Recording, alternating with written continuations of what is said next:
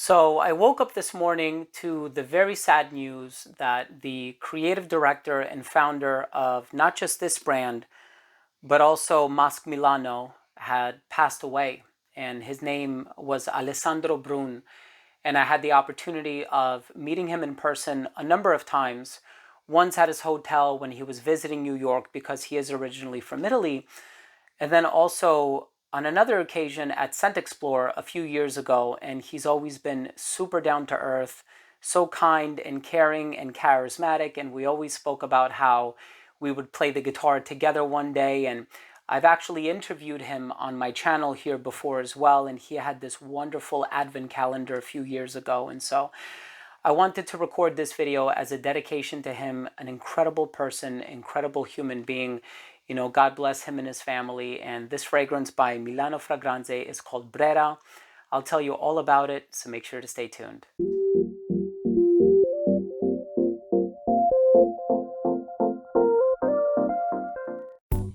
Now, before I begin today's episode and I tell you about Brera by Milano Fragranze, as a dedication or a tribute to the great and now the late Alessandro Brun, may God, accept him into his kingdom. I want to start the video off first by saying that if you're a fan of fragrance-related content, hit the subscribe button, hit the bell, and please give this video a thumbs up for the algorithm.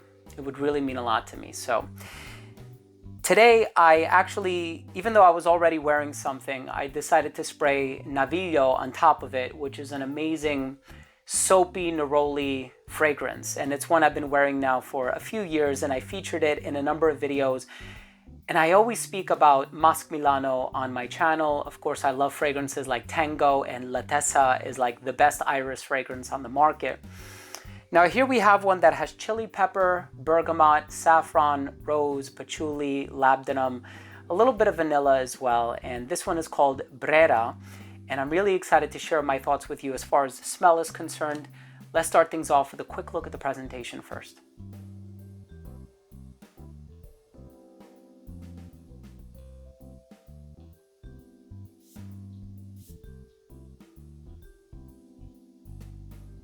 So in the opening of this fragrance, you are going to get this spiciness.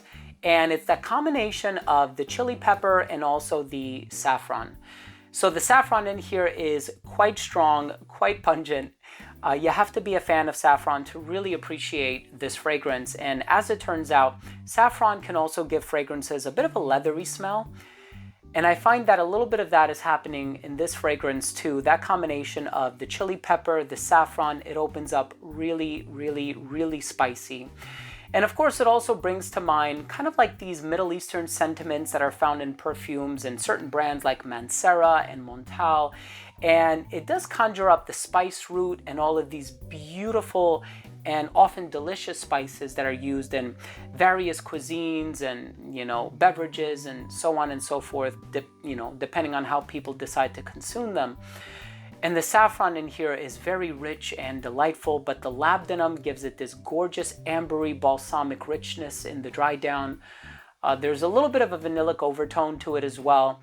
And it's not overly sticky or sappy or resinous, but the labdanum is really creating this nice touch, this nice sort of accent in the dry down, and the patchouli is nicely earthy. And I think that the combination of the saffron with the patchouli is really creating this sort of gregarious, very outspoken personality to the fragrance where, something like Naviglio is much more subtle. And then, of course, something like Brera is very extroverted, and you put on just a couple sprays of this, you are bound to get noticed. And so I really appreciate this fragrance, and I have appreciated it for a number of years now, for as long as I've owned it. I know it came out in 2021, but I don't wear it as often as I wear Naviglio, so I have to be honest about that. But I do find that it is perfect for this time of the year. So colder weather is really the best time to wear this one and really appreciate it because the longevity is there, the spices are there. The note breakdown is definitely evocative of the colder weather. And you give this one a chance to dry down, and the woods, the patchouli, the spices, everything in there just lingers, and the rose that's in there too. whenever you think of a spicy rose, of course, I always think of, Montal fragrances. And there's so many other brands on the market that have done it before, but the quality in this one is so rich.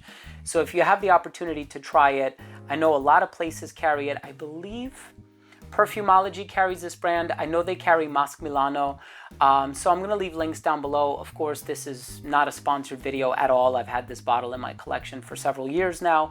And the links to Perfumology's website are not affiliate links either. I'm not making any commission from it. I really just wanted to make this video as a tribute to Alessandro Brun. I wasn't incredibly close with him, but he and I have interacted on a number of occasions. And all I can say is he's always been very down to earth, very charismatic, and I know we lost a really vital member of the community with his passing. So let's go ahead and finish things off with my overall assessment. Now, first up, in terms of the uniqueness and the overall smell, for me personally, this is a unique fragrance, although it did bring to mind some Montal fragrances on the market in terms of the DNA or the olfactive family, I suppose. But it's really, when you smell it, you notice the richness and the quality of the raw materials, and it's really divine. It's such a wonderful fragrance.